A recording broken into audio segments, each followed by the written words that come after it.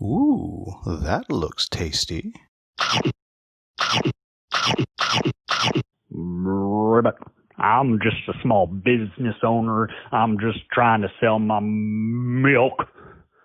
That ribbit rascal of a sheriff and you's all gonna pay. Ribbit. Oh, aren't you just so scary and terrible? Let me tell you something. I didn't order any of your milk. In fact, nobody wants green milk anyway. So, if you don't want Granny's cane up around your frog behind, you better get on out of here. Welcome, folks. Today, the Hungry Gamer is back with another Kickstarter preview. And today, we are talking about Townsfolk Tussle, published by Panic Roll, with both art and designed by Stephen Lewis, Tony Mayer, and Rachel Rusk. Now, before I get started, please make sure you turn on your Klingon subtitles, because if I make any mistakes, that is where you will find the corrections. And also, thank you to Manic Mark for helping with today's voiceover introduction. And finally, please do keep in mind that everything that you see out here is still in the prototype phase and is subject to change.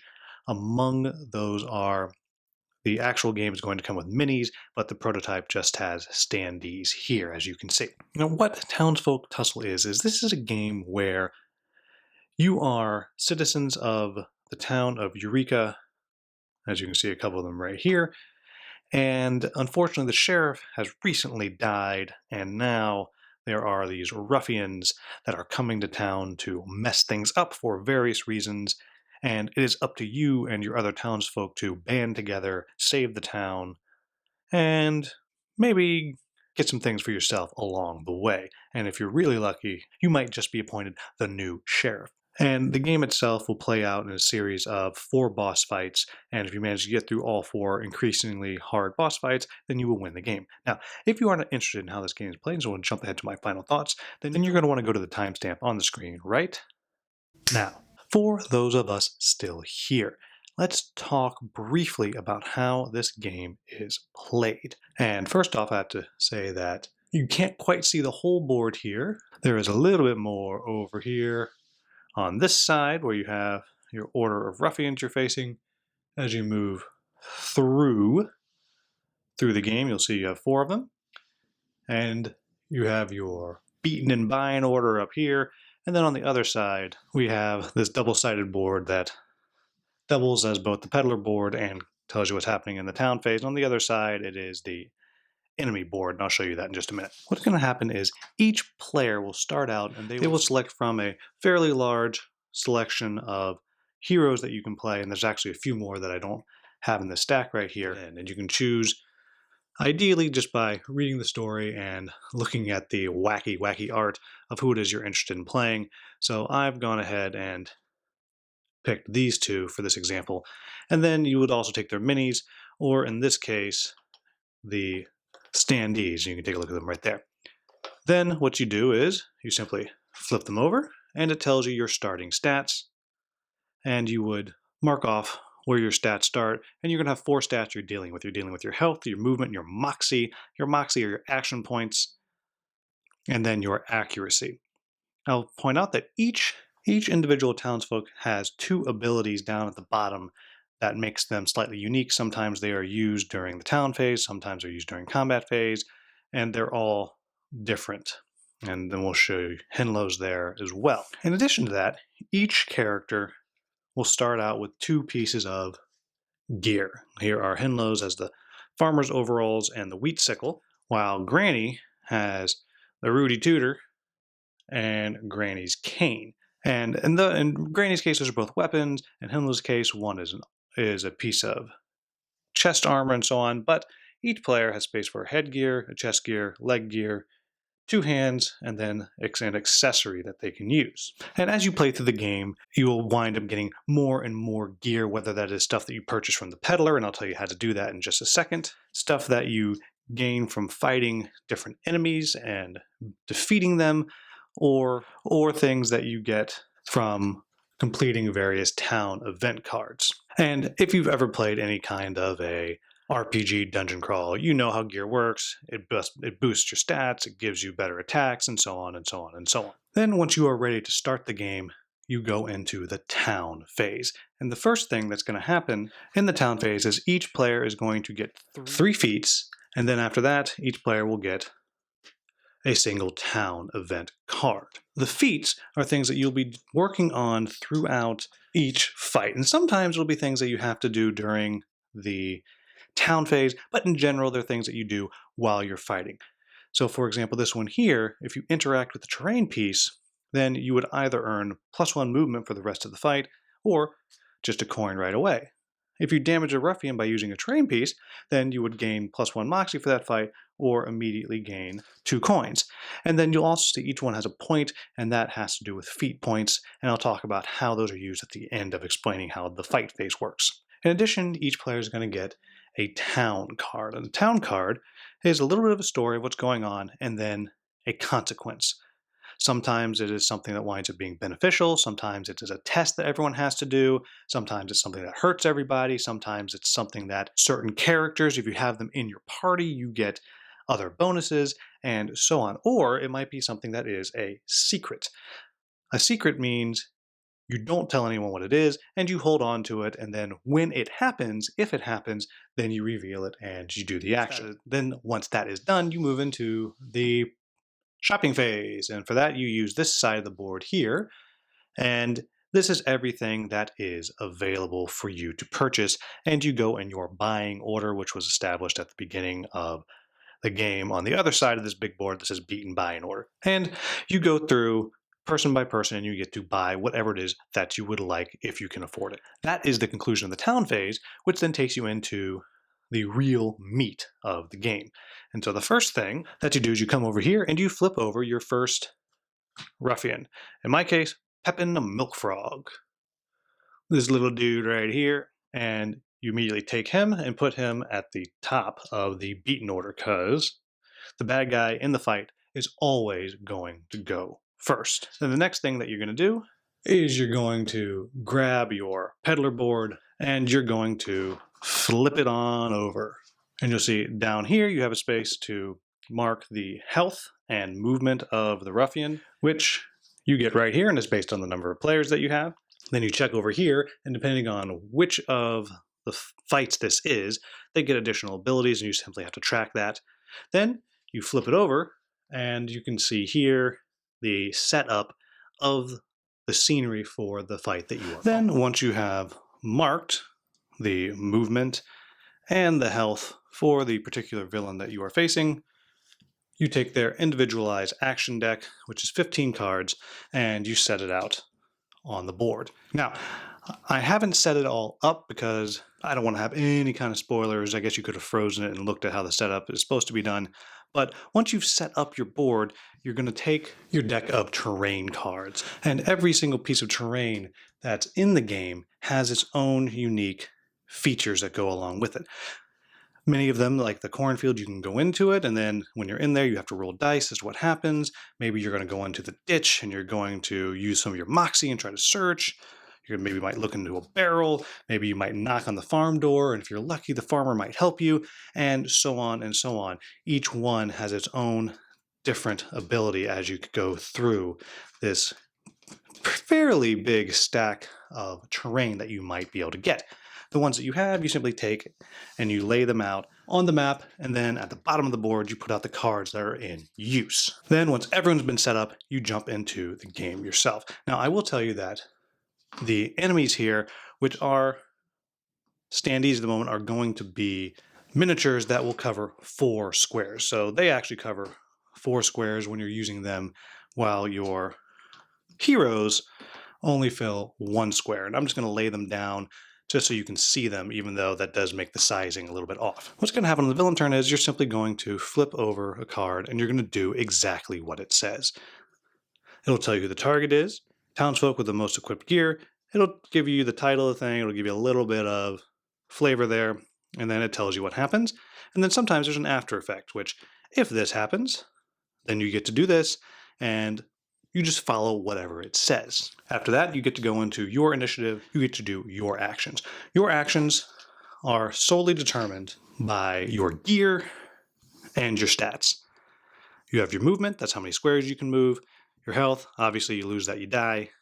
Your accuracy, every time you do an attack, you roll a d10 and you subtract or add whatever it is your bonuses are here. And then you will be doing your attacks on the enemy, and your attacks are based on whatever your gear is. You got to hit the accuracy number there to get a hit. If you have to spend that much moxie to make the attack. Sometimes it's 1, sometimes it's 2, maybe there's some that are even more.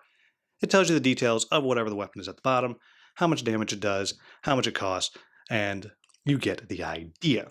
That's really the core of it. You're going to be doing that. If you beat the bad guy, you go back and you do another town phase. Everything happens again, and then you would wind up facing another villain, which has been randomly drawn, and again, they would get a little bit stronger. When you get to the final fight, as I said, when you flip all this over, not only does it tell you the setup, but on the final fight, there are new details that are different. The fight is different, and in most, if not all of them, you can't just kill the ruffian until you have accomplished some other thing that is unique to the final fight for that ruffian. And you can fight all of the different ruffians in any of the 4 slots as you go through. So that gives a little bit of variability to every time you play. Now, the only other thing that I almost forgot has to do with, I told you I was going to talk more about these feats. So as you go through each fight, whoever has completed the most points worth of feats will be the one that gets the treasure. You see, each villain has 3 different pieces of treasure that they have. And one of those 3 will randomly be drawn and will be given to the person who has the most feat points accomplished for that fight. At the end of the 3rd fight, the person who has accomplished the most feat points is going to wind up being named the sheriff, and they will get an additional piece of special loot for the final fight. However, in the final fight, if the sheriff is killed, then you have lost the game. Otherwise, everyone just has to be knocked out in the fight, and then you have lost the game. That's it. That's how this game is played. So, what do I like about this game? First off, I really like that it is just boss fight, boss fight, boss fight. There's something particularly enjoyable about that. I love dungeon crawlers. If you watch this channel, you know I love dungeon crawlers. But there is something to be said about skipping the getting to the boss and just jumping right in, and each fight is a boss fight, and each one is completely different. The way their cards play out is completely different, and especially the first time you fight each individual one, it is just so very different. It is a delight to face them.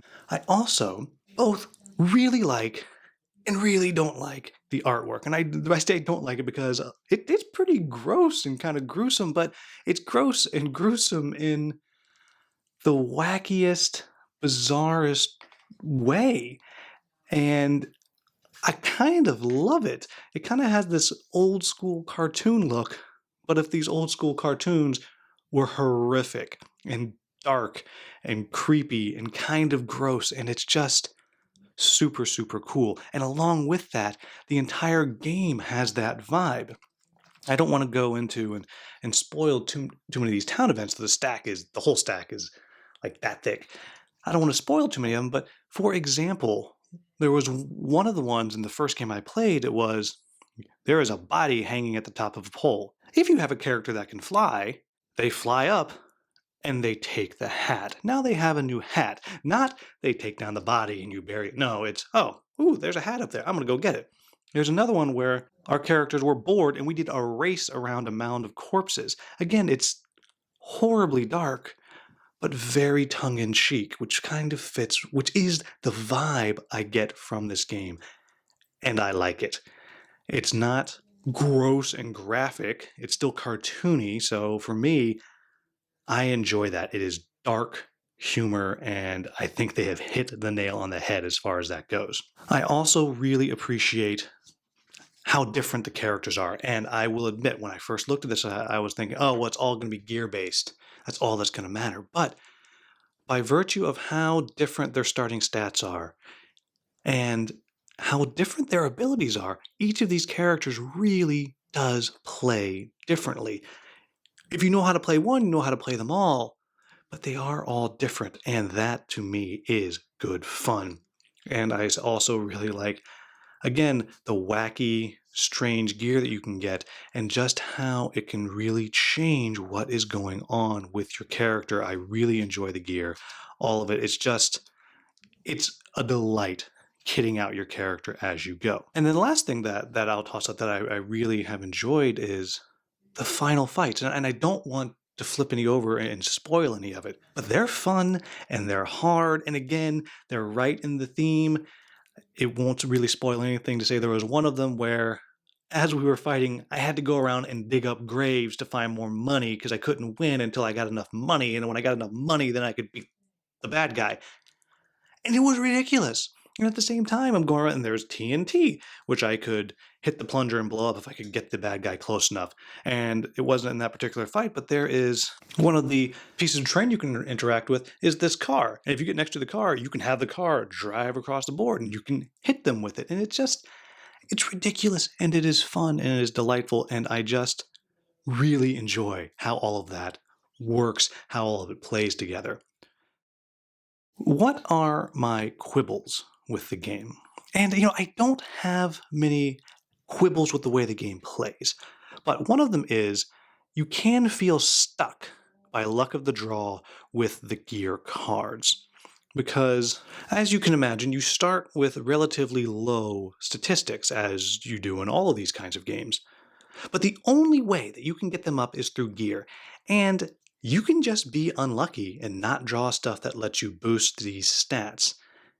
And that can feel really hard. Or maybe you just can't get any new weapons that work with the way you're building your characters. And so you are stuck to the luck of the draw a little bit. And I know they're working on rebalancing how it is that you can wipe the peddler board and get new stuff. But that can be a little bit frustrating. Then the other thing that I'll say, and this is more of a be prepared, is don't be fooled that it is cartoons. This is a dark game. This is not a game for your kids, so don't make that mistake. And in the same vein, you might be disturbed by some of the stuff that is going on in the game. Again, just know what it is that you're getting into. And really, that's it. I have to say, I am impressed by this game. I have really been enjoying it, and I will say, if you're thinking this kind of seems like Kingdom Death Monster Light, you're right. It's kind of Kingdom Death Monster Light in so many different ways. Yes, you do have it's all boss fights. Each boss has a completely unique deck of cards, and your heroes are pretty much what they are, but you're getting gear and you're improving them, going on. It's just boss fight, boss fight, boss fight. But of course, this one doesn't have a whole campaign, and there's no crafting, and everything about it is simpler. Combat is simpler to do. I think it is faster to do. It is simpler to run the villains. It's easier to figure that out. But for me, it really, really works. I think as they will hopefully eventually come out with more enemies that you can fight, more heroes, more gear, I think this game is just going to continue to shine and grow and grow and grow. And if you like Kingdom Death Monster, then you will like this game. I really think so. It's one that you can do and you can play in a couple of hours and get that feel and get that somewhat campaign feel because you're going to fight 4 bosses as you go through. And then you're done, you can put it away. It's easy to set up, it's pretty easy to tear down. And really, I think this game is doing so very much right. I definitely recommend it if you like the idea of boss fights and just dealing with the boss fights. And if you like this art style, then you're probably going to like the game because it definitely feels like it looks, if that makes any sense. So, there you have it, folks. That is Townsfolk Tussle. As always, if I made any mistakes, please let me know with a timestamp in the comments. I'll get that into the Klingon subtitles. As always, if you found this video useful, please like, subscribe, and share. Thank you so much for watching. Have a wonderful, wonderful day.